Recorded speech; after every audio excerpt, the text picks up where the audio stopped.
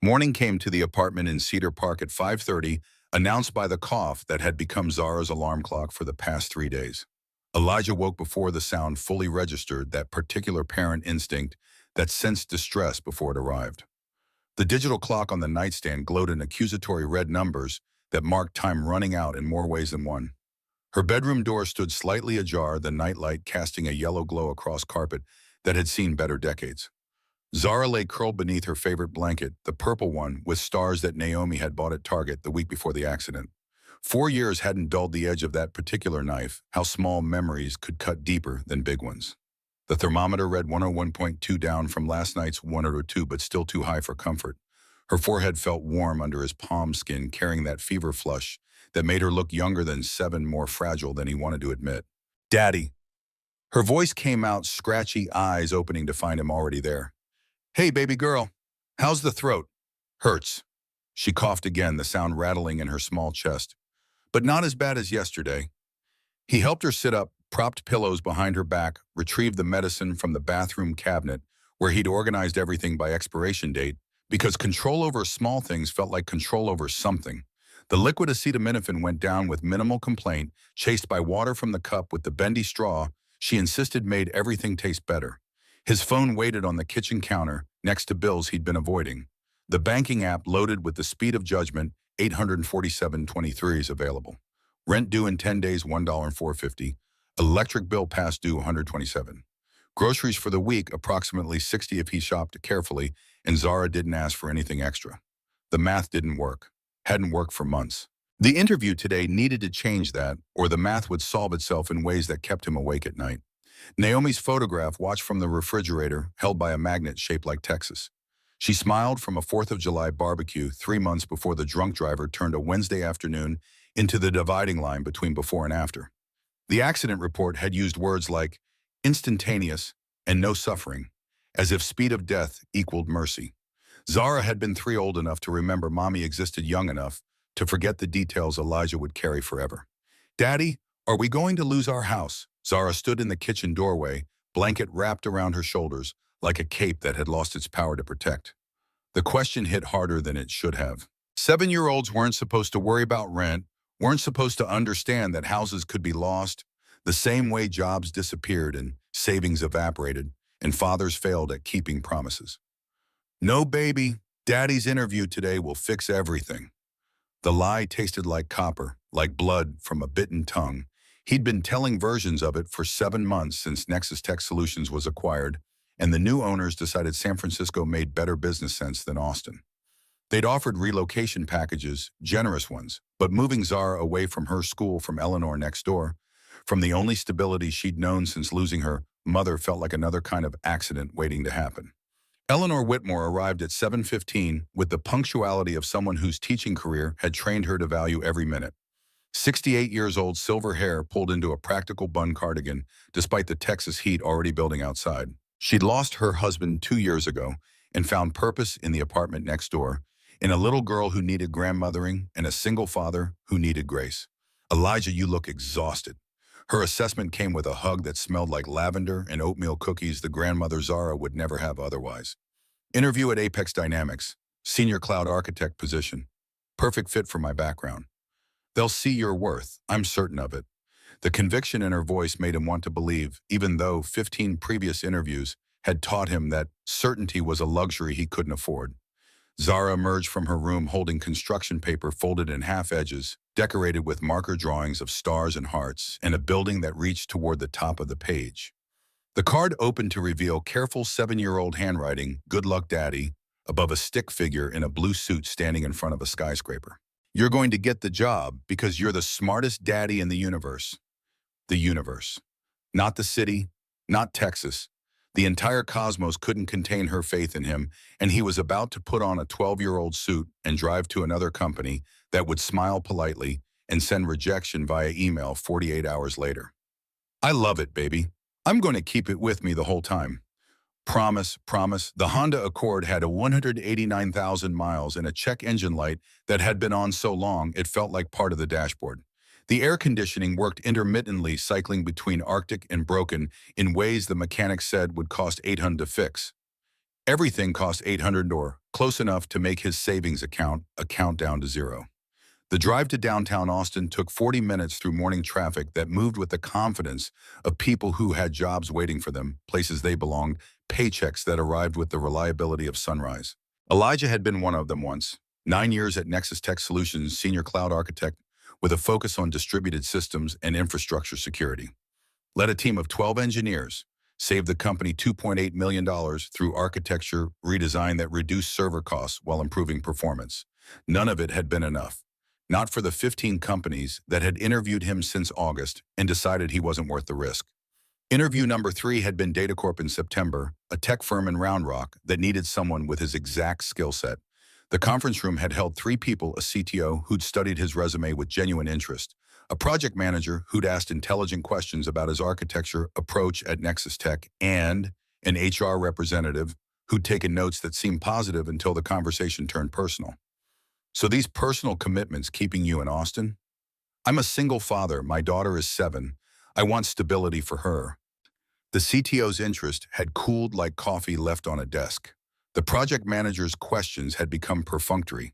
The HR representative had stopped taking notes altogether. 2 days later, the email arrived with language about pursuing other candidates whose situations better align with our current needs. Interview number 8 at Cloudbridge in November had followed the same script with different actors. Technical questions he'd answered perfectly, leadership scenarios he'd navigated with expertise gained from 9 years at Nexus Tech, then the pivot that always came. This role requires significant flexibility, late nights when systems go down, weekend deployments during major updates, on-call rotation every 3rd week. I have reliable childcare. Mrs. Whitmore, my neighbor, is retired. Zara is in after-school care until 6. I can manage. Manage isn't the same as guarantee. The interviewer had cut him off with the precision of someone who'd made this judgment before. We need someone with complete availability, someone whose personal situation allows for the kind of commitment this position demands. Interview 11 at Tech Vault 3 weeks ago had featured a female interviewer, a director of engineering, who'd mentioned her own children during small talk. He'd thought maybe possibly this time would be different. Mothers understood, didn't they? The impossible mathematics of work and parenting, the guilt that came with every choice, the way love for your child could be used as evidence of professional inadequacy. I admire single parents truly, but this role that is 60-hour weeks minimum during our growth phase. How do you manage that with a 7-year-old? I managed 55 hours at Nexus Tech while Zara was younger. My performance reviews. That was before you were doing it alone. Her tone had carried something that might have been sympathy or might have been the same judgment wearing a gentler mask. It's a different situation when you don't have a partner to share the load. The pattern had crystallized somewhere between interview number 12 and number 13. They didn't say the quiet part loud, didn't mention race or single fatherhood directly. The language stayed professional, culture fit, team dynamics, energy level, commitment, capacity. But the result was always the same. 15 interviews, 15 companies that had looked at his resume and seen excellence, then looked at his life and seen risk they weren't willing to take. Some nights driving home from rejections that tasted like all the others, he wondered if they saw double risk. Not just single father, but black single father. Not just family obligations, but the assumption that came with his skin color, the stereotypes that lived in hiring decisions even when no one spoke them aloud. He'd never know, for sure couldn't prove what lived in the space between "will be in touch" and emails that never came. The Apex Dynamics building rose 12 stories in downtown Austin, glass and steel, reflecting morning sun with the confidence of success. Their logo, a stylized triangle pointing skyward, marked the entrance where people in expensive suits moved with purpose. Elijah used to recognize in himself. Used to. Before unemployment became the job, he couldn't quit, no matter how hard he worked at interviews that led nowhere. The lobby smelled like money and ambition, leather furniture arranged in conversation clusters that suggested collaboration came easily here, that problems solved themselves when you hired the right people. A receptionist who looked fresh out of college smiled with professional warmth that didn't quite reach her eyes.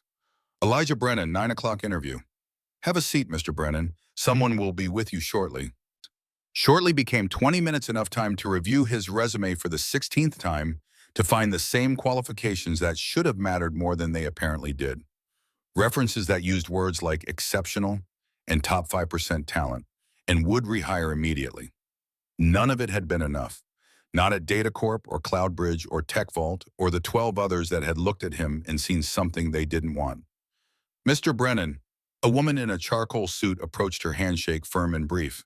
I'm Victoria Ashford, CEO of Apex Dynamics. Please follow me. The conference room on the 8th floor held 3 people waiting like a tribunal. Victoria took her seat at the head of the table. Graham Sheffield, HR director, according to the nameplate, sat to her left with a legal pad already covered in notes from other candidates, other interviews, other judgments. Marcus Kane occupied the right side, the CTO, who would technically be Elijah's boss if this interview went better than the previous 15. Your resume is impressive. Victoria's opening carried the tone of someone who'd said the same words to many candidates and meant them each time. 9 years at Nexus Tech Senior Cloud Architect Team Leadership Experience. Walk us through your most significant technical achievement. The question invited him into territory where he could shine, where race and fatherhood didn't matter, because code didn't care who wrote it as long as it worked. 2019 Nexus Tech experienced a cascading database failure that affected 50,000 customers. Our entire engineering team had been working the problem for 6 hours with no resolution. The corruption was spreading through our backup systems, and our consultants were recommending a complete rebuild that would take 72 hours minimum. Marcus leaned forward, the body language of someone genuinely interested. What was your approach? I recognized the failure signature from a similar case study I'd encountered in graduate school, The issue wasn't in the primary database. It was corrupted validation protocols that were marking infected data as clean during backup restoration. Every recovery attempt spread the infection deeper. How long did the fix take? 45 minutes from diagnosis to full restoration. The key was bypassing automated recovery and manually isolating the corrupted validation files before forcing the system to regenerate them from a clean archive point. Victoria made a note, her expression suggesting approval. That kind of critical thinking under pressure is exactly what we need here. What about team leadership? How do you handle conflict between engineers with strong opinions? The questions continued technical and managerial, covering system architecture and personnel management and strategic planning. Elijah answered each one drawing from 9 years of experience that should have made him unemployable, only in the sense that companies should have been competing to hire him. Should have been. In another universe where resumes mattered more than personal lives, where competence outweighed assumptions about commitment. He explained his approach to distributed systems, his philosophy on code review processes, his strategies for mentoring junior engineers. Described how he'd navigated budget constraints while maintaining system performance. Outlined his vision for infrastructure modernization that balanced innovation with stability. Every answer drew from real experience, real challenges solved, real teams led successfully. Victoria asked about cloud migration strategies. He walked through the Nexus Tech transition from on-premise to hybrid cloud, the cost savings achieved, the performance improvements measured. Graham asked about conflict resolution. He described mediating a dispute between 2 senior engineers whose architectural approaches had created team division, how he'd facilitated compromise that improved the final solution. Marcus tested his knowledge of current technologies, asking about containerization approaches, microservices, architecture, security protocols for distributed systems. Elijah answered with the confidence of someone who'd implemented these solutions in production environments, who understood theory because he'd lived the practice. For 30 minutes, the interview felt like all the others had in their technical phases. For the pivot, before the question that would transform professional assessment into personal judgment. 30 minutes in Victoria's questions shifted from what he could do to who he was outside the office. I noticed there's a 7-month gap in your employment history. Can you explain that? The trap opened beneath him, familiar as all the others. Nexus Tech was acquired by a company based in San Francisco. They offered relocation packages, but I chose not to move. Why not? Significant career opportunity. The truth sat in his throat like something too large to swallow. He could lie, could invent a story about aging parents or property investments or anything except the reality that had ended 15 previous interviews. But lies had a way of catching up, and he'd spent 9 years at Nexus Tech building a reputation for integrity that unemployment couldn't erase. I'm a single father. My daughter is 7 years old. She's settled in her school, has close friends, a support system here. I didn't want to uproot her life for a job, no matter how good the opportunity. The temperature in the conference room dropped degrees that weren't measurable, but were absolutely real. Victoria's pen stopped moving mid-sentence. Graham exchanged a glance with her that lasted less than a second, but communicated volumes. Marcus Kane's posture shifted backward, arms crossing in the universal language of closing off. I see. Victoria's tone remained professional, but something beneath it had changed. This role at Apex requires significant commitment, Elijah. We're in a high-growth phase. Weekend work during major deployments. Crisis response at any hour. Quarterly travel to our office in Denver. I understand. I have reliable childcare arranged. Mrs. Whitmore, my neighbor, is retired and has been helping me since my wife passed away 4 years ago. Zara is in an after-school program until 6. I can be flexible when the job requires it. Flexible within limits. Graham's statement landed somewhere between question and accusation. What happens if we have a system emergency at 2 in the morning? Can you guarantee availability within 30 minutes? Yes, I've handled night emergencies before at Nexus Tech. I keep my laptop ready and can be online immediately. What if it requires on-site presence? Marcus joined the questioning, his earlier interest replaced by the skepticism Elijah had learned to recognize. What if your daughter is sick and you're the only parent available? The only parent. As if that was a choice he'd made, as if Naomi had decided to die in a car accident and leave him navigating single parenthood while strangers judged his capacity to love his daughter and excel at his job simultaneously. I'll find a way. His voice carried edges now, frustration bleeding through professional composure. I always have. In 9 years at Nexus Tech, I never missed a critical deadline because of my daughter. My performance reviews will confirm that. Victoria closed her folder, the gesture somehow final. Elijah, we appreciate your honesty, but we need to be transparent with you as well. This position has failed twice in the past 18 months due to work-life balance issues. We can't afford another situation where personal obligations interfere with professional responsibilities. My daughter doesn't interfere with my professional responsibilities. The words came out harder than he intended, years of rejection compressed into a single sentence. If anything, she makes me more reliable. I have someone depending on me. That's not a weakness. That's motivation. That's a nice sentiment. Graham's tone suggested he thought otherwise. But sentiment doesn't fix systems at midnight or deploy patches during crunch time. The room tilted toward ending, all 3 interviewers wearing expressions Elijah had seen 15 times before. Professional regret that wasn't quite regret. Polite concern that wasn't quite concern. The careful distance people maintained when they'd already decided no and were just waiting for the conversation to reach its natural conclusion. He should have stood up and thanked them for their time. Should have walked out with dignity intact, saved himself the final humiliation. But something in him refused to make it easy, refused to let them hide behind polite language and coded concerns. Let me ask you something. His hands gripped the armrests of his chair, knuckles tight. If I were married and my wife stayed home with Zara, would we be having this conversation about commitment? Victoria's discomfort showed in the slight shift of her shoulders, the way her gaze moved to the wall just past his left ear. This isn't about, or if I were a white man who mentioned children in passing, would you be questioning whether I can handle the job? The silence that followed felt like confirmation of every suspicion he'd carried through 16 interviews. Graham cleared his throat but said nothing. Marcus examined his notepad as if it contained answers to questions no one was asking.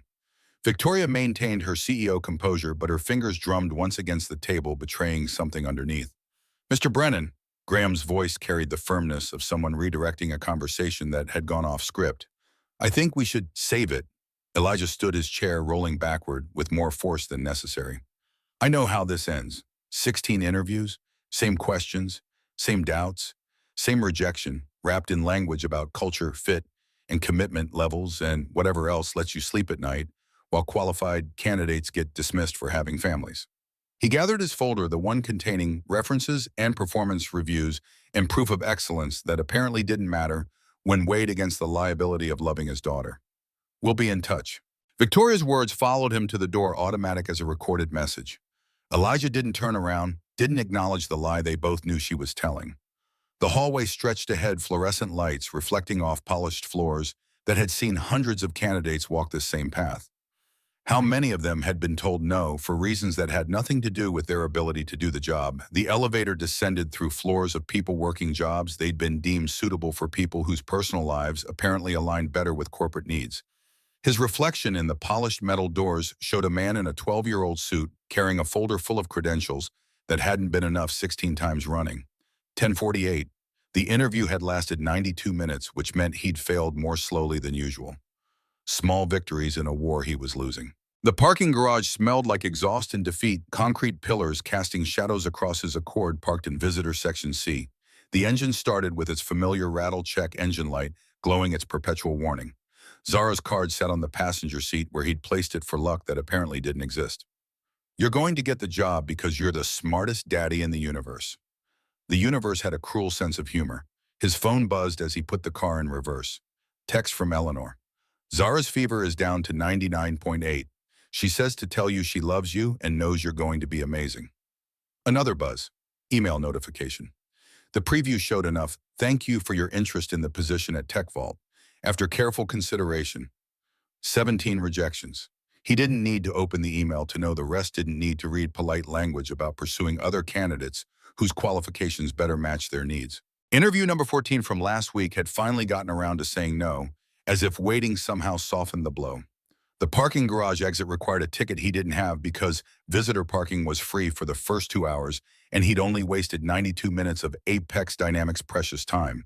The barrier lifted automatically, releasing him into downtown Austin traffic that moved with the certainty of people who had places to be and jobs that wanted them there. He should have driven home. Should have picked up Zara early from Eleanor's care, taken her for ice cream she'd want even with a fever, pretended this interview had gone differently.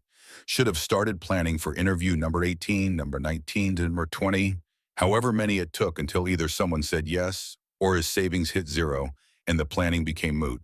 Instead, he sat in the parking lot with the engine running, air conditioning, fighting the heat that pressed against the windshield. The Apex building rose ahead of him, 12 stories of glass, reflecting clouds that moved across the sky with the freedom of things not bound by gravity or rejections or the need to explain themselves to anyone. 11:05. Movement inside the lobby caught his attention. People were running, not the purposeful stride of professionals moving between meetings, but actual running. Clusters formed around computer screens. Someone in an expensive suit, older than the others, burst from the elevator and started gesturing with the kind of animation that suggested problems too big for calm discussion. More movement. A white van pulled into the circular drive near the entrance logo on the side, reading, Tech Rescue Emergency Services. Two people in matching polo shirts jumped out carrying equipment cases that looked expensive and urgent. 11:08. Another van. DataCore Solutions, in blue letters across white paint. Three more people with more equipment moving with the hurried purpose of specialists called to an emergency. 11:11, a third van, then a fourth. The lobby through those glass walls had transformed into controlled chaos screens everywhere, people pointing at monitors and talking rapidly into phones and typing with the frantic energy of those fighting a problem that was winning. Elijah's hands tightened on the steering wheel. 9 years at Nexus Tech had taught him to recognize crisis signatures even from a distance. The pattern of movement, the clustering around terminals, the repeated restarting of systems visible in the way people stepped back and forward from screens. This wasn't a minor issue. This was infrastructure failure, the kind that brought in multiple consulting teams because internal IT had already tried everything they knew and failed. His phone buzzed again. Eleanor. Zara drew you another picture. She wanted me to send it now for extra good luck, even though the interview was over. The attached image showed crayon figures, a tall one in a suit and a small one with yellow ribbons holding hands. Above them in Zara's careful printing, Daddy saves the day. Through the glass walls, the man in the expensive suit threw his phone. The device arced across the lobby and shattered against a marble pillar, pieces scattering across polished floor in a spray of glass and plastic and frustration that silenced every person nearby for exactly 3 seconds before the chaos resumed. Elijah recognized desperation. He'd been living it for 7 months. The technical part of his brain, the part that had diagnosed Nexus Tech's cascade failure in 2018, was already analyzing what he could see. Database corruption, almost certainly. The way people were checking multiple systems suggested the problem had spread beyond primary servers. The number of consulting teams indicated the internal team had been working this for hours with no resolution. The phone-throwing executive looked like a CEO or someone high enough in the hierarchy that this crisis threatened more than just uptime statistics. His hand reached for the door handle before his conscious mind approved the decision. They just rejected him, told him he wasn't suitable because he had a daughter who needed him, questioned his commitment, his availability, his capacity to put the job first when the job demanded it. He should drive away, let them solve their own problems with their $50 an hour consultants who apparently had the right kind of personal lives, the kind that didn't include 7-year-olds with fevers, and neighbors who helped because family couldn't. But Zara's voice lived in his head the way she'd said it this morning with absolute certainty. "You're the smartest daddy in the universe." And what would he tell her tonight when she asked about the interview? How would he explain walking away from people who needed help he could provide? What kind of example did that set for a little girl who believed her father saved the day? Because saving the day was what daddies did. The car door opened, heat pressed against him like a physical wall. Texas sun turning the parking lot into an oven. The Apex building waited ahead, glass walls revealing crisis that was almost certainly the exact scenario he'd warned Victoria about during the interview. Corrupted validation protocols. He'd mentioned it specifically when she'd asked about his approach to system architecture, had explained how backup restoration could spread infection if validation wasn't properly isolated. She'd made a note. Graham had nodded, Marcus had looked interested, and then they'd asked about his daughter and decided he wasn't worth the risk. Elijah locked the car Zara's cards in his pocket like talismans that had stopped working, but couldn't be abandoned. The walk across the parking lot felt longer than 92 minutes of interview, each step a choice to help people who'd chosen not to hire him. The lobby doors reflected his approach, a black man in a 12-year-old suit walking toward a crisis that wasn't his responsibility, and a company that had made it clear they didn't want what he had to offer. Except they did want it. They just hadn't known it yet. What he didn't know, what he couldn't see from the parking lot, Victoria Ashford stood in the server room 3 floors down, watching their entire customer database fail in real time, while 53 consultants tried solutions that made the problem worse. Didn't know that Graham Sheffield had just pulled up Elijah's resume and noticed the line about cascade failure resolution at Nexus Tech. Didn't know that the crisis-destroying Apex dynamics that afternoon was precisely the same pattern Elijah had diagnosed and fixed in 45 minutes 4 years ago. Didn't know that the next hour would change everything. But he was about to find out. The security guard's nameplate read James Rutherford, 46. If the graying temples were honest, built like someone who'd played football in high school and kept enough of it to matter. His hand moved toward the taser on his belt, not threatening yet, but the warning was clear. "Sir, the building is in lockdown. Only authorized personnel and approved consultants past this point." Elijah kept his hands visible, his posture unthreatening in ways he'd learned long before interviews taught him the same lessons about making white people comfortable. "I interviewed here this morning, senior cloud architect position. I think I can help with your technical problem." James glanced past him toward the parking lot as if checking whether this was some kind of elaborate scam. "We have over 50 consultants already working the issue. I'm sure they have it under control." The crash of someone's laptop hitting the floor echoed from inside, followed by cursing that suggested control was the last thing anyone had. Elijah gestured toward the chaos visible through glass walls. "Does that look under control to you?" Hesitation flickered across James's face, the kind that came from watching professionals fail at problems for hours while being paid rates that could feed a family for months. His radio crackled with static and a voice requesting backup on the 3rd floor, something about a consultant threatening to walk out if they didn't get full system access immediately. "Look, Mr. Brennan, Elijah Brennan, I'm not asking for system access. Just let me talk to someone in charge. 5 minutes. If they're not interested, I'll leave quietly." Before James could respond, the elevator doors opened, and a young man in wrinkled business casual practically ran into the lobby. Late 20s white with the kind of exhaustion that came from fighting losing battles against technology that refused to cooperate. His eyes locked on Elijah with recognition that seemed impossible. "You're Elijah Brennan," from the 9 o'clock interview. The statement landed somewhere between question and accusation. Elijah nodded slowly, trying to place this person who apparently knew him despite never being in the conference room. "I'm Tyler Whitlock, junior systems engineer. I was supposed to be in your interview but got pulled into this crisis at 8:30. His words tumbled out rapid fire, the cadence of someone who'd been running on caffeine and adrenaline for too long. "You mentioned cascade failures in your application materials. You said you'd seen this exact pattern before. At Nexus Tech, 2019. Database corruption spreading through backup validation protocols." Tyler's face transformed, hope replacing exhaustion in a way that was almost painful to witness. He turned to James with authority that seemed to surprise both of them. "Peterson, let me get Ms. Ashford. This might be our way out." Ms. Chen already authorized him to leave the premises. "Graham isn't the CEO." Tyler was already moving back toward the elevators.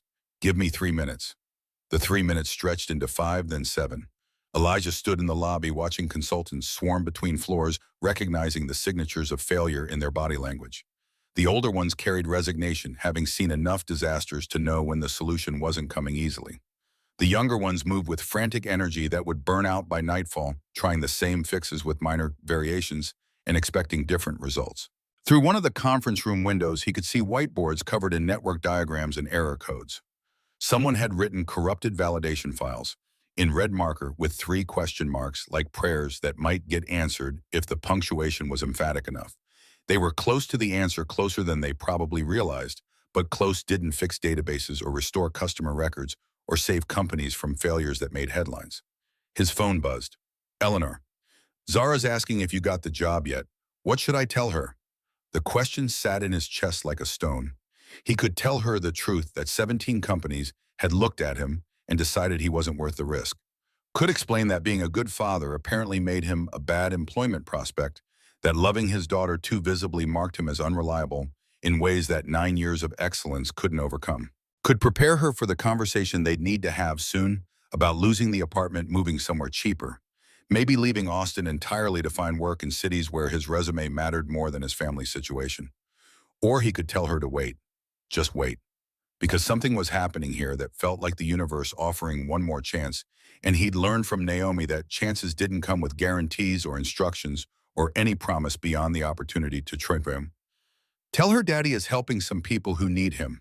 I'll be home soon. The elevator doors opened again. Victoria Ashford emerged first, her CEO composure cracked around the edges in ways that expensive suits couldn't hide. Exhaustion showed in the slight drag of her steps, the way her hand gripped her phone like a lifeline that had stopped working. Graham Sheffield followed 3 steps behind his earlier confidence, replaced by something that looked like barely controlled panic. Victoria's eyes found him across the lobby. Recognition passed through her face, the interview candidate from this morning, the one they'd rejected for having a daughter, standing in their lobby during a crisis that was currently destroying everything she'd built. Mr. Brennan? Her voice carried less authority than it had 4 hours ago. What are you doing here? I saw your crisis from the parking lot. Came back to help. Graham moved forward, his HR training reasserting itself even in chaos. Ms. Ashford, we asked this gentleman to leave the premises after his interview concluded. There are liability issues. Victoria silenced him with a gesture, her attention locked on Elijah with an intensity that felt like assessment in desperation competing for dominance. Tyler says you've dealt with cascade failures before. Nexus Tech 2019, 50,000 customers affected. Our entire engineering team worked the problem for 6 hours before I diagnosed the source. And you mentioned this in your interview this morning. The statement hung between them, heavy with implications neither wanted to acknowledge directly. Yes, he'd mentioned it. Specifically, when she'd asked about his approach to system architecture, he'd explained how backup restoration could become a vector for spreading corruption if validation protocols weren't properly isolated. She'd made notes. They'd all nodded.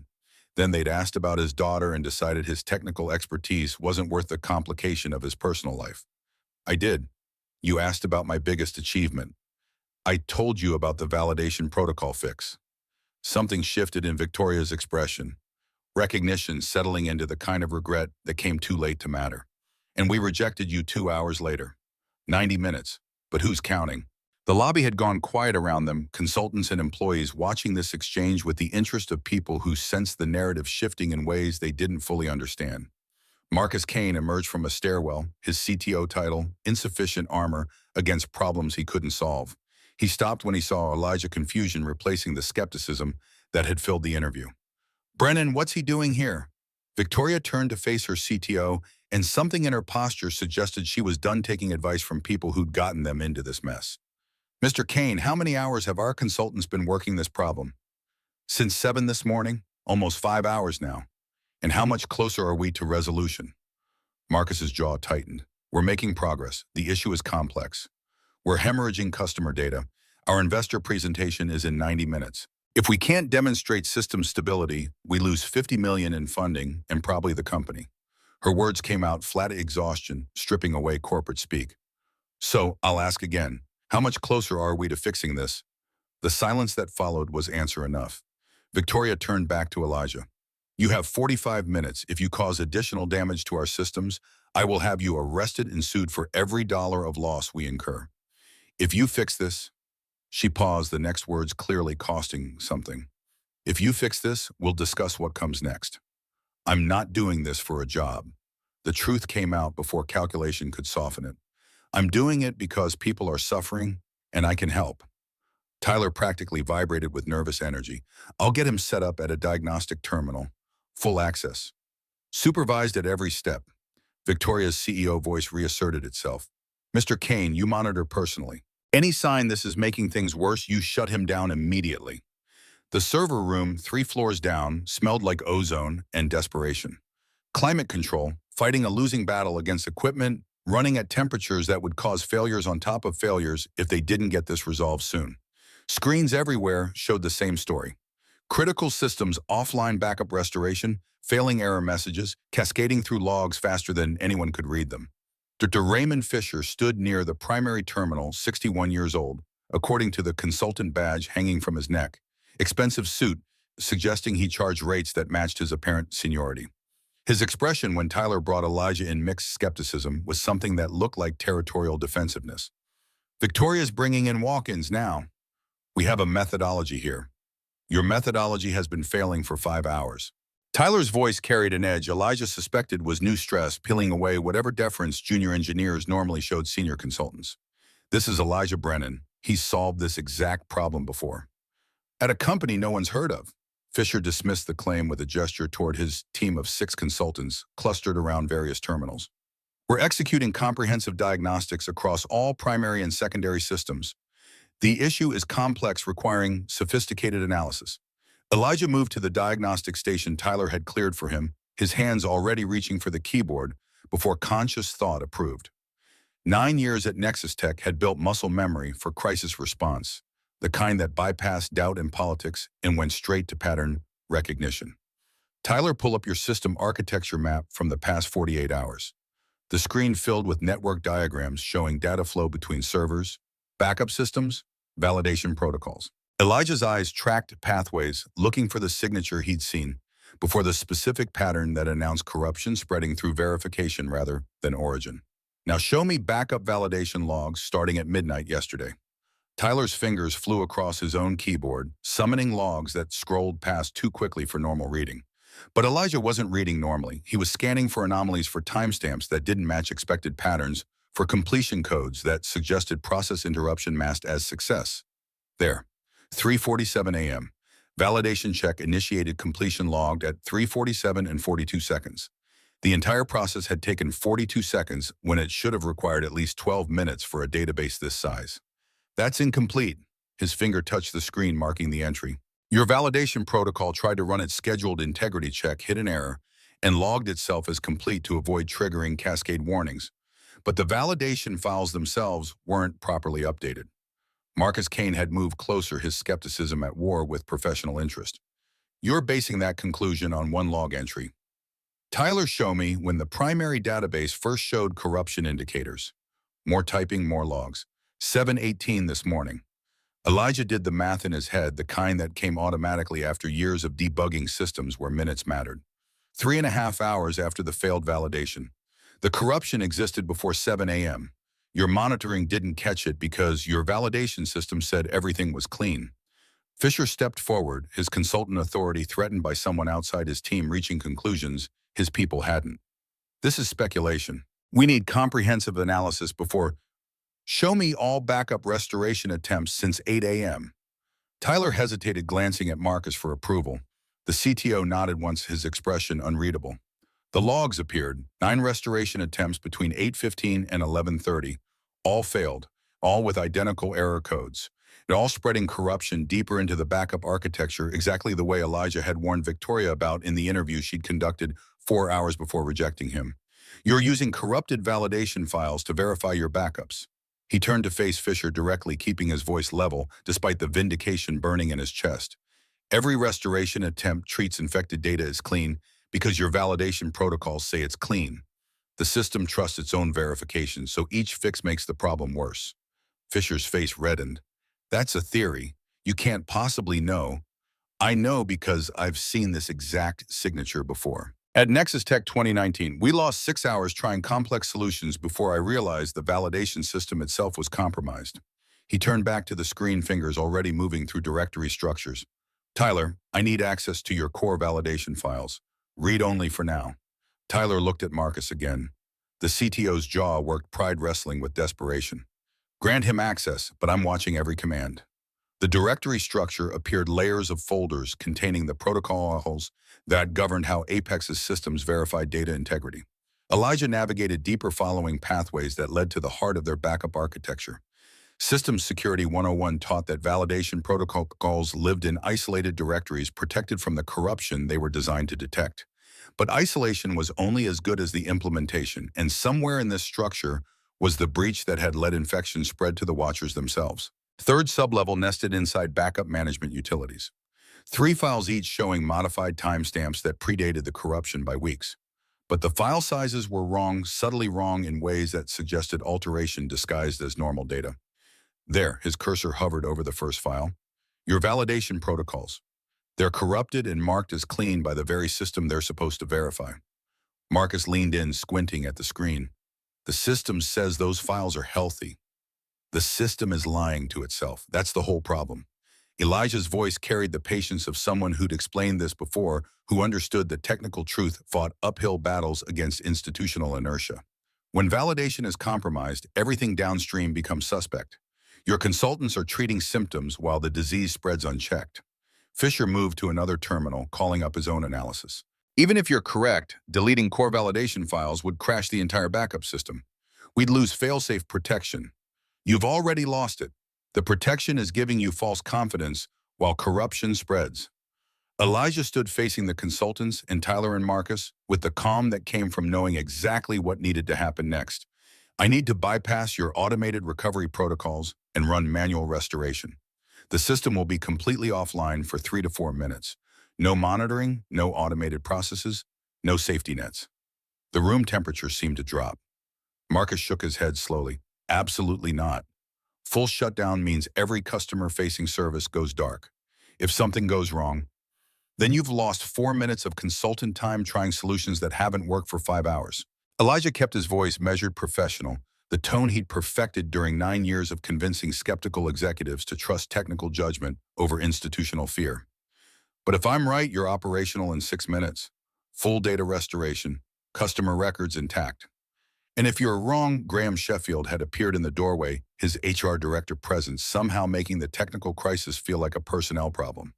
If this crashes everything permanently, the question deserved honesty. Then I'm wrong and you're no worse off than bankruptcy was going to make you anyway. Victoria's voice cut through from behind Graham, her CEO authority reasserting itself in the kind of decision that separated leaders from managers. Do it. Marcus turned to face her.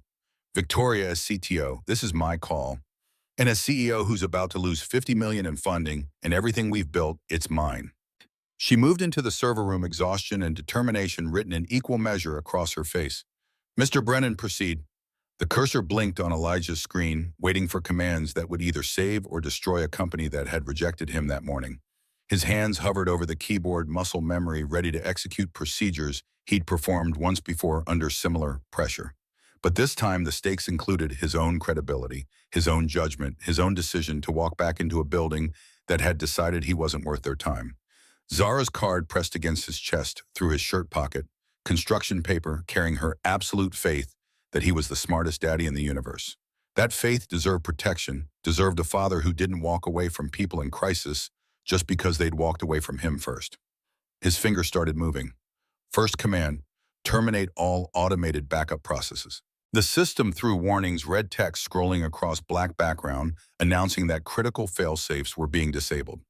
Every consultant in the room stiffened.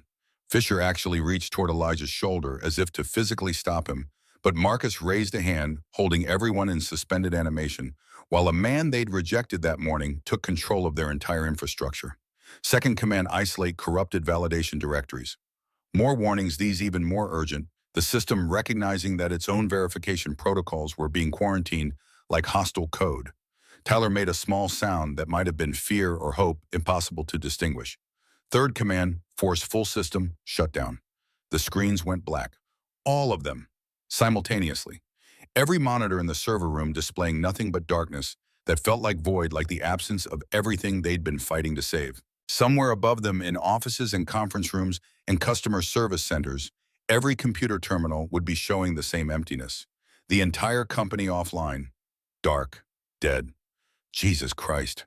Graham's whisper carried through the silence like a prayer that had lost faith in answers. Elijah's screen showed a single cursor blinking in the upper left corner, the only light in a room full of dead systems.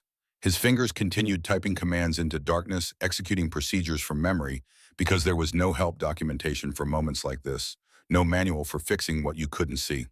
Fourth command: delete corrupted validation files from quarantine. The system didn't respond with warnings this time. It didn't respond at all. The deletion happened in silence, critical files disappearing into whatever void held, erased data taking with them. The infection that had spread through Apex's infrastructure, like disease through an immune system that couldn't recognize its own compromise. Fifth command: force regeneration from archived validation protocols. The cursor blinked. Blinked again. Nothing changed. The screens stayed black. The room stayed silent except for climate control fighting to maintain temperatures against equipment that was no longer generating heat because it was no longer functioning. Tyler's voice barely rose above whisper. Did it work? Give it time. Elijah's own pulse hammered in his ears, certainty from experience at war with the reality that every system was different. Every implementation had quirks that could turn theory into spectacular failure. The regeneration process needs to verify archive integrity before committing. That takes 60 to 90 seconds. The seconds crawled past like hours compressed. Fisher had moved to his own terminal, fingers poised over a keyboard that controlled nothing, monitoring systems that showed only darkness. Marcus stood statue still, his CTO identity wrapped up in systems he couldn't protect from either the problem or the solution. Graham had pulled out his phone, probably calculating how fast he could draft termination paperwork if this went wrong. Victoria remained silent near the door, her face unreadable.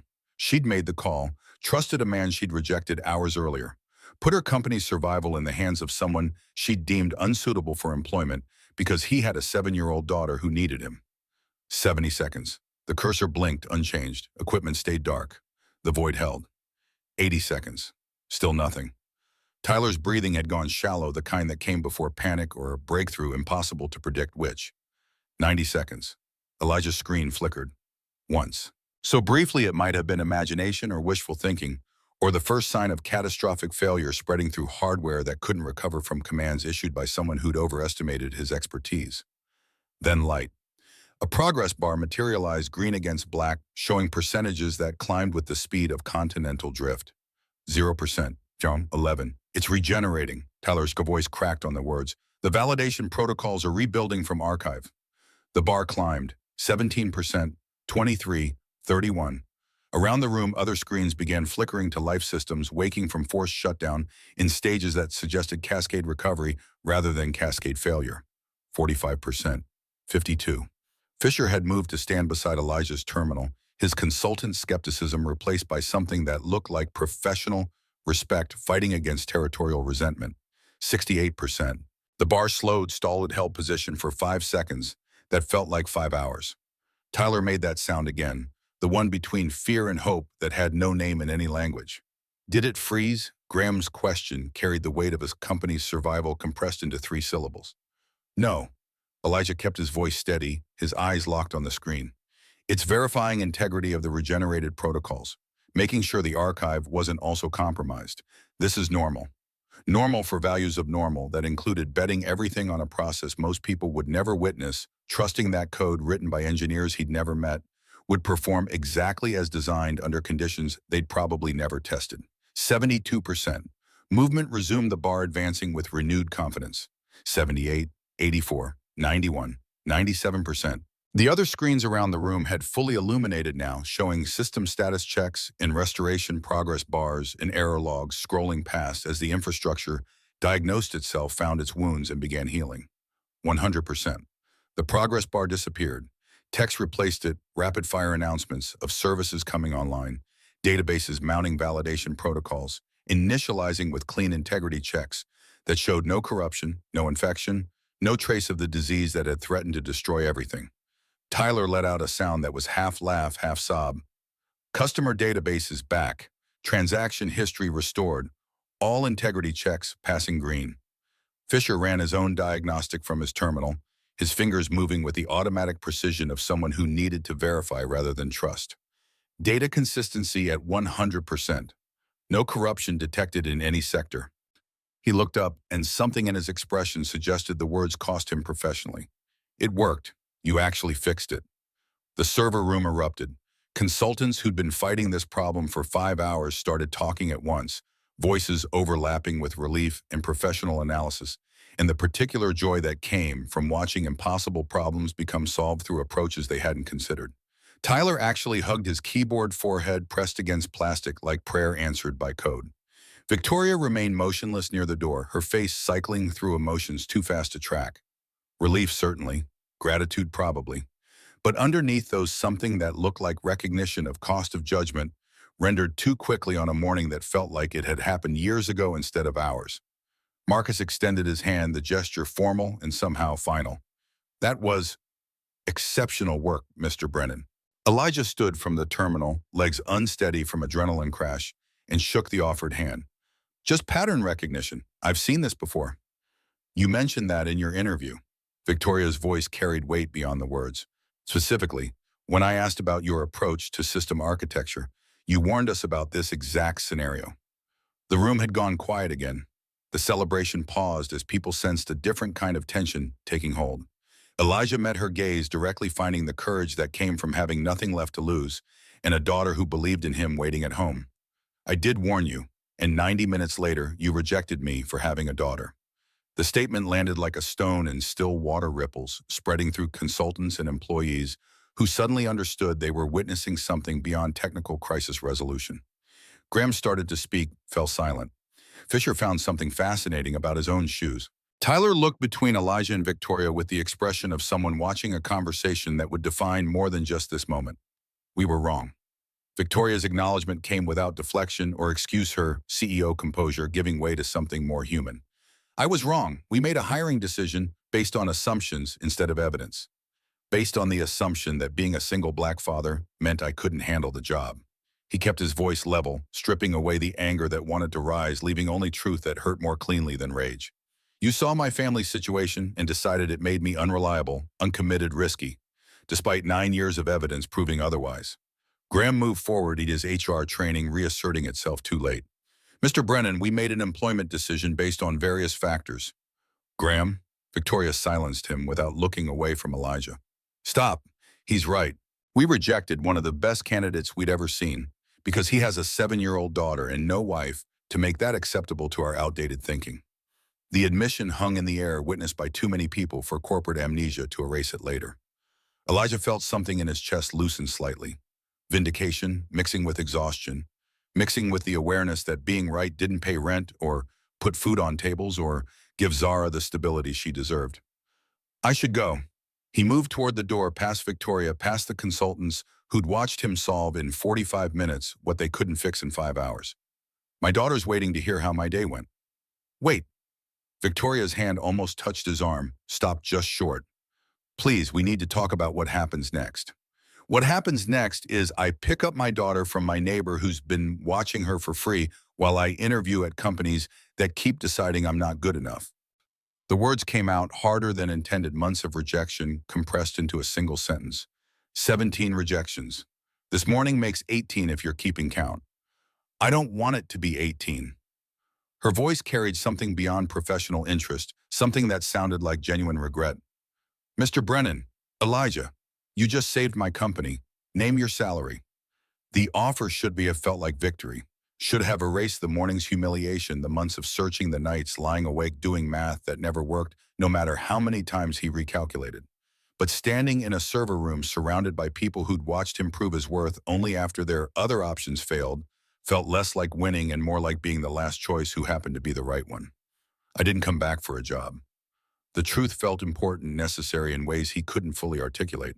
I came back because my daughter drew me a card that said I saved the day. How could I see people suffering and not help? That's exactly why I want you here. Victoria's voice carried the authority that had built Apex Dynamics from startup to 12 floors of downtown real estate. 180,000 base salary, senior cloud architect position, the one we should have offered you this morning. The number hung between them, more money than he'd made at Nexus Tech, enough to pay rent for more than a year, to give Zara health insurance and stability and all the things unemployment had taken away. Enough to make the past 7 months feel like bad dream ending rather than reality continuing. But something in the offer felt wrong, like accepting a prize for finishing a race everyone else had started hours before he'd been allowed on the track. The same position you rejected me for 4 hours ago. He kept his voice even professional, the tone that had served him through 16 interviews that ended in polite dismissals. Because 90 minutes after I warned you about this exact problem, you decided my daughter made me unsuitable. Victoria flinched, actually flinched, her CEO composure cracking enough to show the person underneath. Yes, and I'm trying to correct that mistake now. Correct the mistake of rejecting me, or correct the mistake of rejecting me before you needed me to fix your crisis. The question wasn't entirely fair, but fairness felt like a luxury he'd stopped being able to afford somewhere around interview number 12. The server room had emptied while they talked consultants and employees, finding reasons to be elsewhere, while their CEO negotiated with a man who'd exposed her judgment as flawed at best, discriminatory at worst. Only Tyler remained hovering near his terminal, like a witness who understood his presence mattered even if his contribution didn't. Both. Victoria's answer came after a pause that suggested she'd considered lying and chosen truth instead. I need you here because you're brilliant, but I also need you here because having you walk away after proving us wrong would mean I learned nothing from this morning. Elijah looked at her, really looked, seeing past the CEO title to the person who'd made a bad decision and was trying to unmake it without the benefit of time travel. He thought about Zara waiting at home, about Eleanor, who'd been helping for months without asking for anything in return, about the $847 that wouldn't last 2 more weeks, let alone until another job materialized, from companies who kept seeing his resume and family situation as incompatible. But he also thought about the next single parent who'd interview at Apex, about whether accepting this offer would change anything beyond his own circumstances, about whether being the exception proved the rule or challenged it. Before I answer, I need to know something. His hands found his pockets, fingers touching construction paper that had survived a morning of rejection and an afternoon of redemption. The next single parent who interviews here, the next black father or mother trying to work and raise kids simultaneously, will you reject them too? Victoria's pause stretched long enough to matter. No, absolutely not. Prove it. Change your hiring policies. In writing, make it official that family obligations don't disqualify candidates from consideration. Graham had reappeared in the doorway, his face suggesting this conversation was veering into territory where HR directors spent careers trying to avoid. Mr. Brennan Company policy development requires months of review, legal consultation, board approval. Then I declined the offer. Elijah moved toward the door, past Graham, past Tyler, past the terminal that still showed green status lights, announcing systems saved by someone deemed unsuitable for employment. Because this isn't just about me, it's about the next parent, and the one after that, and all the people your policies assume can't do the job because they love their children too visibly. Wait, Victoria's voice carried command, but underneath it lived something that sounded like desperation. What if I commit to policy review starting immediately?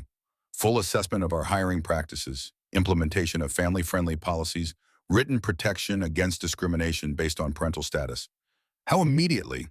I'll call an emergency board meeting for tomorrow morning. She pulled out her phone, fingers already moving across the screen. We'll draft initial policy changes by end of week. Full implementation within 90 days. Elijah studied her face, looking for corporate performance versus genuine commitment. 9 years at Nexus Tech had taught him to recognize when executives made promises they intended to keep versus promises designed to end difficult conversations. Victoria met his gaze without flinching, her exhaustion giving way to something that looked like determination, finding new purpose. And you'll hire qualified single parents who apply during that 90-day window. Yes. Not just interview them, actually hire them if they're qualified. Yes. Her voice had steadied CEO authority returning as she made commitments that would bind Apex to standards they'd failed that morning. I'll personally review every applicant with family obligations to ensure they receive fair consideration. The offer hung between them, better than it had been minutes ago, still insufficient to fix systemic problems that had rejected him 16 times before Apex became 17, but sufficient, perhaps, to start changing something beyond his own bank account balance. Then I accept. The words felt heavier than they should have, weighted with awareness that accepting made him complicit in a system that had tried to exclude him until it needed him badly enough to reconsider. 180,000, senior cloud architect, with the understanding that I leave at 5:30 every day to pick up my daughter. No exceptions. Victoria extended her hand, the handshake sealing agreements that went beyond employment contracts. Done. The elevator ride to the lobby felt different than the descent had that morning. Rejection transformed into something that wasn't quite victory, but was undeniably better than the alternative. Tyler had followed him, bouncing on his heels with energy that suggested the crisis had given him second wind rather than exhaustion. That was incredible. The way you diagnosed the problem, the manual restoration procedure, I've never seen anyone work that fast. Elijah smiled despite everything. 9 years of practice and one very similar crisis. I got lucky. It wasn't luck. Tyler's voice carried the certainty of someone young enough to still believe competence always won. You knew exactly what you were doing. Ms. Ashford was right to hire you.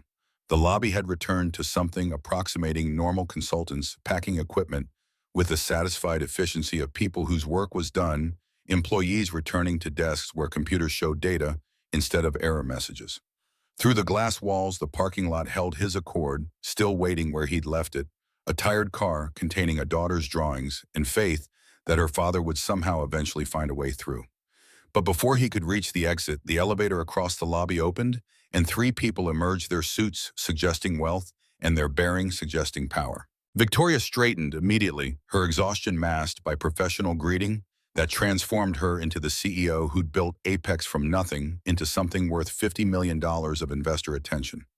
The lead figure was black 60s, silver hair, an expensive watch, and the kind of presence that announced success without needing introduction. The two behind him, a white woman in her 40s and a white man slightly younger, carried themselves with the deference of people who knew their opinions mattered, but didn't override the person they followed. Mr. Caldwell. Victoria moved forward, hand extended, voice carrying warmth that suggested these weren't just investors, but specifically investors she needed to impress. Thank you for your patience during our technical difficulties this afternoon. Robert Caldwell's handshake was brief, his attention already moving past Victoria to scan the lobby with eyes that had probably evaluated hundreds of companies and found most of them wanting. Victoria, we heard your systems were down for 5 hours, that your customer database was completely offline. We experienced a significant technical challenge this morning, but I'm pleased to report we achieved full restoration with zero data loss. How? The question came from the woman, her voice carrying skepticism that suggested she'd heard corporate spin before and didn't trust easy victories. We were told you had multiple consulting firms working the problem with no resolution. Victoria turned her gesture, including Elijah, who'd been moving toward the exit. We found the right person for the job. Robert Caldwell, Amanda Cross, Christopher Wade. I'd like you to meet Elijah Brennan, the engineer who saved our company this afternoon. 3 pairs of eyes focused on him with an intensity that felt like assessment and calculation happening simultaneously. Elijah fought the urge to straighten his 12-year-old suit to somehow look more impressive than a man who'd been unemployed that morning and was standing in a lobby he'd almost left forever. Mr. Brennan, Robert's voice carried Texas underneath polish, the kind of accent that survives success. Walk us through what you did. The request wasn't quite command, but wasn't quite question either, falling somewhere between that suggested refusing wasn't really an option. Elijah glanced at Victoria, who nodded encouragement that felt more like instruction, then turned back to face 3 investors who apparently held Apex's future in whatever decision they were here to make. The database failure was caused by corrupted validation protocols. Every backup restoration attempt spread infection deeper because the system was using compromised verification to check its own integrity. He kept his explanation concise, technical enough to demonstrate expertise without drowning them in jargon. I bypassed automated recovery, deleted the corrupted files, and forced regeneration from clean archives. Total downtime was 3 minutes 40 seconds. After 5 hours of consultants failing to diagnose the problem, Christopher Wade's statement landed somewhere between question and accusation. They were looking for complex solutions. Sometimes the answer is simpler than people expect. Robert's attention sharpened, his gaze moving between Elijah and Victoria with calculation that suggested he was piecing together a narrative they hadn't explicitly shared. And you work here, you're on Victoria's technical team. The question invited lies that would make everyone's afternoon easier. Pretend he'd always worked at Apex, that his presence in the lobby was routine rather than the result of decisions that had almost sent him home to explain another rejection to a 7-year-old girl who believed her father could save anyone. I interviewed here this morning. The truth came out before caution could stop it. For senior cloud architect position. Amanda leaned forward slightly. Interviewed, past tense. Does that mean you work here now, or? As of about 10 minutes ago, yes. Ms. Ashford hired me after I fixed the crisis. The three investors exchanged glances that communicated volumes in the space between heartbeats. Robert's expression shifted through several states too quickly to track individually, settling finally on something that looked like amusement, mixed with deeper assessment. Interesting timing. Why weren't you already employed here if you had the expertise to solve what all those consultants couldn't? The question hung in the lobby air like detonation waiting for spark. Victoria's posture stiffened. Tyler, still hovering nearby, suddenly found reason to check his phone with intense focus. Elijah felt the weight of choices, tell comfortable lies that protected everyone's reputation, or speak truth that might cost more than afternoon gains. Zara's voice lived in his head, absolute faith rendered in crayon. You're the smartest daddy in the universe. Because I'm a single father, my interview this morning went well until I mentioned having a 7-year-old daughter. After that, the conversation became about my commitment capacity, my availability, whether family obligations would interfere with professional responsibilities. He kept his voice level, facts without editorial, letting the story speak for itself. I was rejected. Then I saw the crisis from the parking lot and came back to help anyway. The silence that followed Elijah's statement stretched across the lobby like a crack in glass, one that would either hold or shatter depending on what happened next. Robert Caldwell's expression cycled through surprise, calculation, and something that looked uncomfortably close to recognition. You came back. Robert's voice carried weight beyond the simple observation.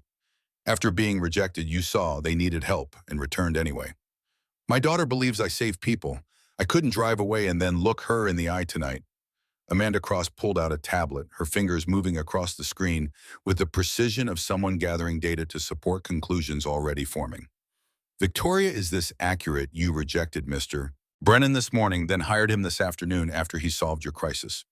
Victoria's composure held, but something in her shoulders suggested the weight of judgment from people whose opinions mattered to her company's survival. That's correct. We made an error in our initial assessment, one I'm committed to ensuring doesn't happen again. An error. Christopher Wade's repetition carried skepticism that cut deeper than disagreement.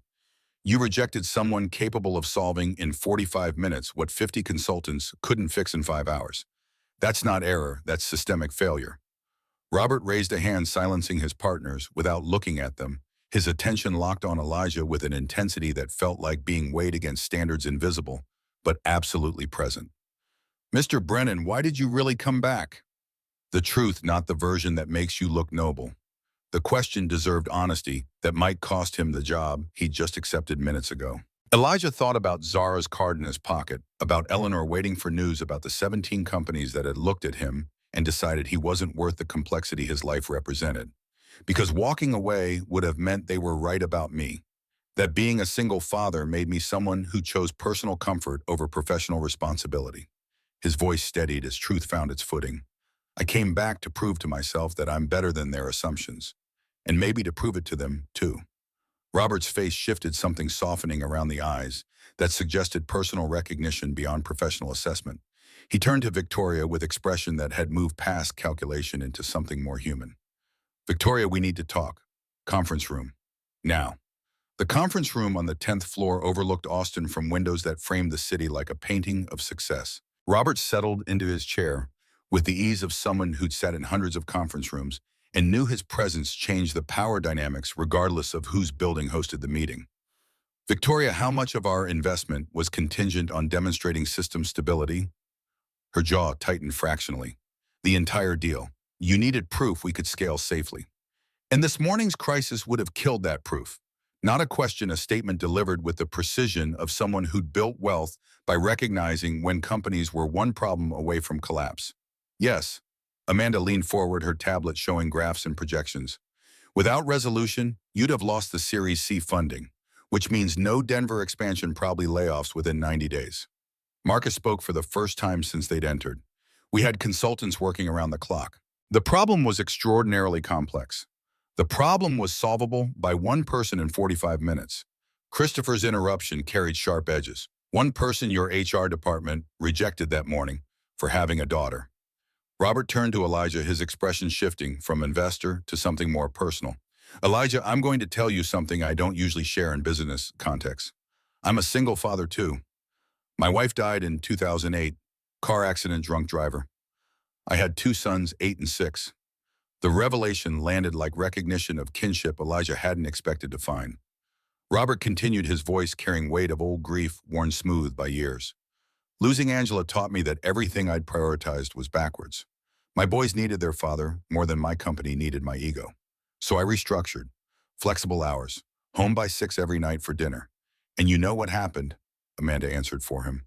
You sold it for $300 million 18 months later. Because prioritizing my family made me a better leader, not a worse one. Robert's gaze locked on Elijah. Being a single father doesn't make you less capable. It makes you more focused, more driven to succeed because you have someone depending on you. The words settled into Elijah's chest like truth that had been waiting for permission to be believed. Robert shifted his attention back to Victoria, and the warmth in his voice cooled to investor pragmatism. Victoria, I'm changing the terms of our investment. I'm increasing it from 50 million to 75 million. The silence that followed felt different, shock replacing tension. Victoria's careful neutrality cracked into something that looked like disbelief searching for confirmation. You're increasing the investment.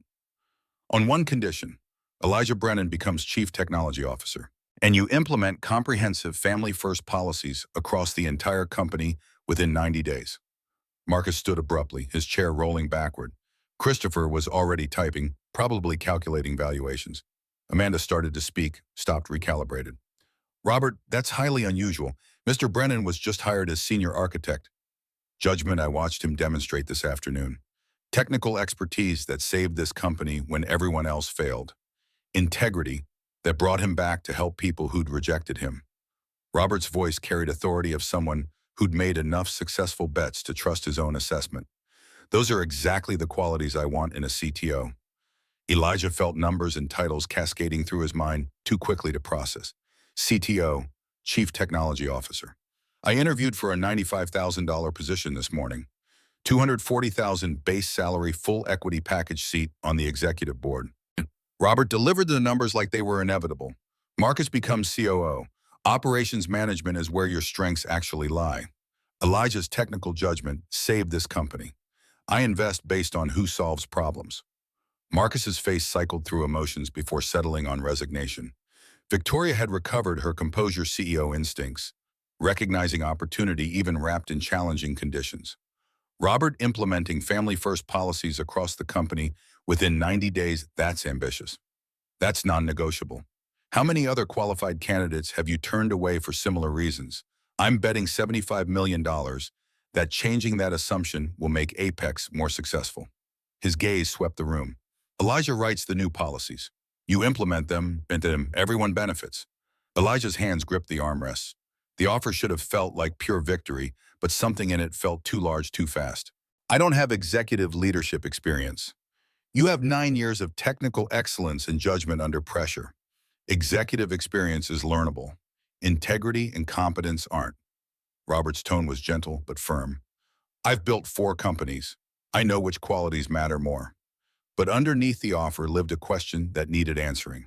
If I take this, what happens to the next single parent who interviews here, not the one who saves your company from catastrophic failure? The regular applicant. Victoria met his gaze directly. They get hired if they're qualified. Full stop. No questions about commitment based on family situation. Fair evaluation based on professional competence. In writing, as official policy.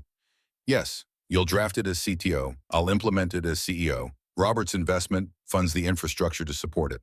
Elijah thought about Eleanor waiting with Zara, about the 17 companies that had rejected him, about whether accepting this offer made him collaborator in a system that had tried to exclude him or gave him power to change that system from inside. 240,000, full equity, CTO authority to redesign infrastructure and hiring policies. He heard himself speaking words that would bind him to decisions made in conference rooms. But I leave at 5:30 every day to pick up my daughter. No exceptions. Robert smiled. When my boys were young, I missed their soccer games, their science fairs, their school plays. I'd give back every dollar for the chance to attend what I missed. 5:30 boundary is non-negotiable. Anyone who challenges it answers to me. The handshake sealed agreements that went beyond employment contracts into territory where personal vindication merged with systemic change. The weeks that followed blurred into decisions that rippled through Apex like stones in water.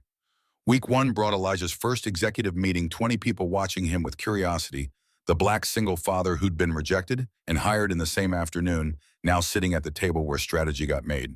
Week 2 brought his first hire under new policies. Tamara Richards, 32, black single mother of twins, computer science degree from UT Austin, and 7 years of DevOps experience. Tell me about your support system. Who helps when your twins are sick? Her relief at the question was visible. My mother lives nearby. The twins are in after-school care. I've built a network of parents who cover for each other. Good, because emergencies happen. What I care about is whether you can do the job when you're here, not whether being a mother means you can't do it at all. She'd accepted the senior DevOps engineer position that afternoon, salary that let her quit her second job waiting tables on weekends. Week 4, Graham Sheffield resigned. His departure came quietly, no dramatic announcement, just HR memo about pursuing other opportunities. Week 6, the family-friendly policies went live. 16 weeks parental leave, flexible scheduling with core hours from 10 to 3, remote work 3 days per week for parents, emergency childcare fund providing $5,000 per employee annually. Week 12, first measurable results. Employee satisfaction up 43%. Recruiting applications increased 61%.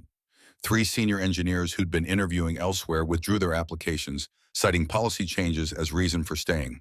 6 months later, the quarterly all-hands meeting brought 850 employees together. Victoria announced results that told story numbers couldn't lie about.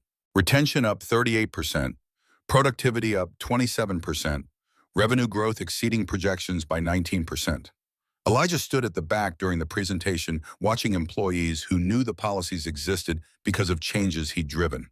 Tamara caught his eye from across the room, her smile carrying gratitude that went beyond salary. After the meeting, she approached with determination that suggested rehearsed speech. Elijah, I need to tell you something. My daughter Mia had a piano recital last Tuesday. First chair performing solo. At my previous job, I would have missed it. Manager expected everyone in office during business hours, no exceptions. Her voice became unsteady. Here I just told my manager I was leaving at 2 for Mia's recital.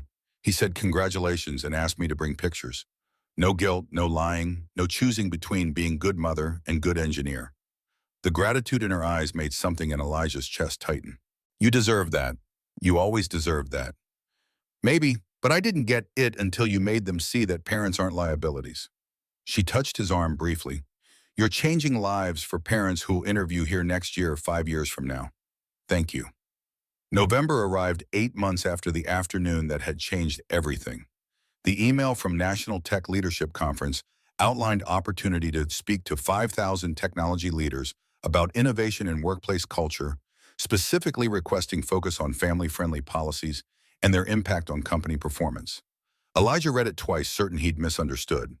Keynote speakers were industry leaders with decades of experience, not CTOs who'd been in position for 8 months. But the invitation was real. Victoria had been copied, her response already present. Elijah, you absolutely should do this. Your story needs to be told beyond Apex. He showed Zara that evening, pulling up the email while she worked on homework beside him. Baby, some people want me to give a speech, a really big speech to thousands of people. Her eyes lit up. Like on TV. Sort of, at a conference where leaders learn about making companies better. Are you going to tell them about me? The question carried vulnerability underneath curiosity. Only if you're okay with it. Because the speech would be about how being your dad makes me better at my job, not worse like some people thought. She considered this seriously. You should tell them. Because other daddies and mommies need to know they can have geese and kids at the same time. The conference took place in Austin Convention Center on a November morning that dawned clear and unseasonably warm. Elijah stood backstage watching technicians test equipment, 5,000 people filling seats in the main hall. Zara sat in the front row, 8 years old now. Healthy with insurance that covered checkups and prescriptions and all the medical care he'd worried about during months when insurance was luxury unemployment couldn't afford. Eleanor sat beside her, having insisted on attending to witness what her faith in him had helped create. The introduction played on screens throughout the convention center. Our keynote speaker brings a unique perspective to questions of workplace culture. 8 months ago, Elijah Brennan was rejected for employment at Apex Dynamics for having a 7-year-old daughter. That same afternoon, he returned to help them solve a crisis that threatened company survival. Today, he's their chief technology officer. Please welcome Elijah Brennan. The applause felt surreal, 5,000 people creating sound that pressed against him like physical force. He walked onto stage, found the podium, looked out at sea of faces that included Zara's in the front row. Good morning, my name is Elijah Brennan. 8 months ago, I was unemployed, desperate, and ready to give up. I'd been rejected by 17 companies. Not because I lacked qualifications, because I have a daughter. He paused, letting the statement settle. Specifically because hiring managers believed that being a single black father made me unreliable, uncommitted, too risky to employ, despite 9 years of excellent performance. The screen behind him lit up with image of Zara's card construction paper with crayon stars. This is what my daughter gave me before that 17th interview. She wrote, "You're going to get the job because you're the smartest daddy in the universe." His voice caught slightly. She was wrong. I didn't get the job. I was rejected. Again. For having her. For loving her too visibly. The audience had gone completely silent. But something happened that afternoon that changed everything. The company that rejected me experienced a catastrophic system failure. I saw the crisis from the parking lot and had to make a choice.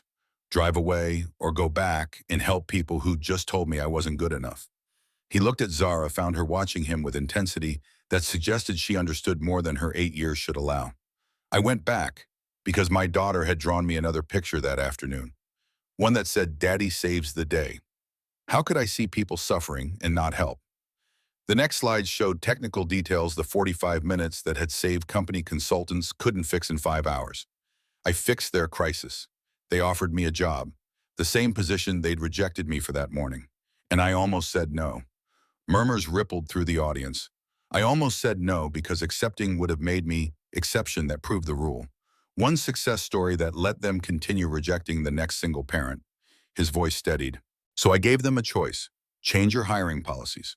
In writing, make it official that family obligations don't disqualify candidates. Or I walk away. The screen showed Apex's policy document. They changed, not just promised to change, but actually implemented comprehensive family-first policies funded by an investor who happened to be single father himself. He gestured toward the data slides.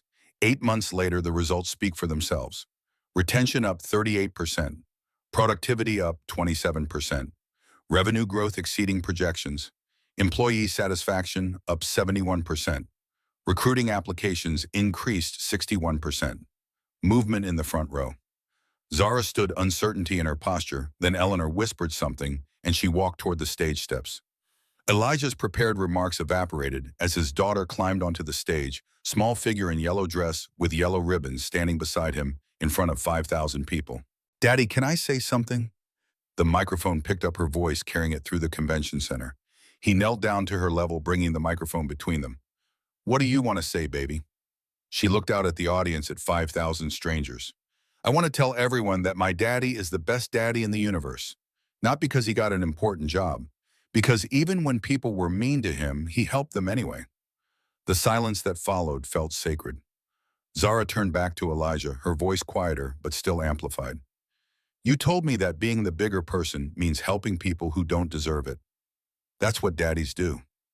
He pulled her into a hug, feeling her small arms wrap around his neck, aware that cameras were capturing this moment for recordings that would spread beyond this morning. When he stood still holding her hand, his voice came out rougher than professional polish could smooth. "This is my daughter Zara. She's 8 years old. And she's the reason I do everything I do." He looked out at the audience. To the single parents here, the ones who've been rejected or questioned or made to feel like loving your children makes you less capable. You are not alone. Your children are your strength. Anyone who can't see that is the one with limited vision. The applause started built became standing ovation. But he raised his hand, quieting them. To the hiring managers and leaders, stop assuming that parents are liabilities. Stop treating family obligations like professional inadequacy. Start recognizing that people who manage parenthood and careers simultaneously have developed skills your companies desperately need. He squeezed Zara's hand, felt her squeeze back. The best employees aren't the ones who sacrifice everything for work. They're the ones who bring their whole selves, including their families, into environments that value them completely. Give them that chance. change your policies, in writing, and watch your companies become better. The standing ovation continued as he walked off stage, Zara's hand in his. The green room held people wanting to congratulate him, to ask questions, to get contact information for policy implementation at their own companies. But for now, he knelt down to Zara's level one more time, pulling her into a hug that held gratitude for faith that had never wavered. Thank you, baby girl, for believing in me, for being brave enough to come on stage. She pulled back slightly, her gap-toothed smile carrying satisfaction. Daddy, does this mean we can finally get a dog? His laugh surprised him. Yeah, baby, I think it's time we got a dog.